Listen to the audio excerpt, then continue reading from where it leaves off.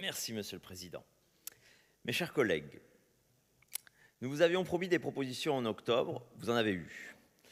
Étant entendu que ce que nous avons proposé n'est pas un contre-budget, mais plutôt un pack de propositions de bon sens.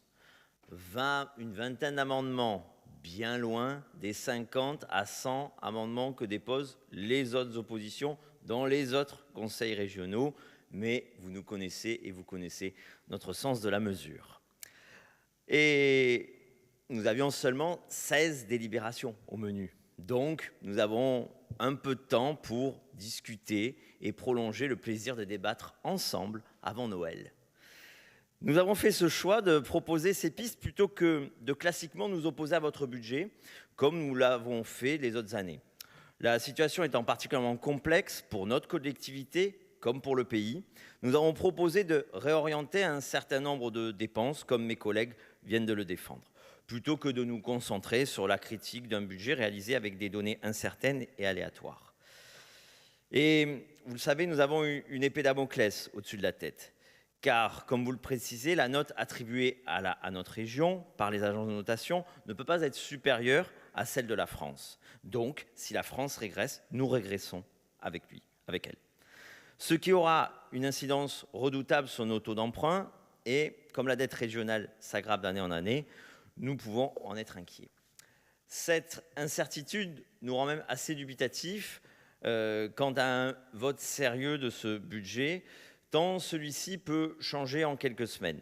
Peut-être aurions-nous mieux fait de reporter la séance budgétaire après le mois de janvier pour y voir plus clair. Certaines collectivités ont fait ce choix, pas vous. Nous pouvons le comprendre, puisqu'il y a une série de contrats à honorer et d'organismes d'extérieur qu'il faut traiter. Nous ne vous en ferons pas donc reproche. Donc, rassurez-vous, nous n'irons pas crier à l'insécurité budgétaire quand vous devrez faire un budget modificatif, rectificatif, dans quelques mois. Si je voulais être taquin, je dirais, voyez où le Front républicain nous mène. Instabilité institutionnelle, instabilité budgétaire. La prochaine fois, n'écoutez pas M. Attal. Restez droit dans vos bottes, comme disait M. Juppé lorsque vous étiez un jeune député. Vous êtes toujours un jeune président, hein, il n'y a aucune attaque par rapport à l'âge. En un mot, restez au second tour. Ça sera plus simple. Maintenez-vous au second tour. Ce que nous avons voulu proposer avec ces 21 amendements budgétaires, ce sont des alternatives au fonctionnement régional. Sur l'année 2025, la région se serait honorée à rediriger plus de 7 millions d'euros dans l'action de terrain. En somme, une année de proximité d'action concrète en prélevant des fonds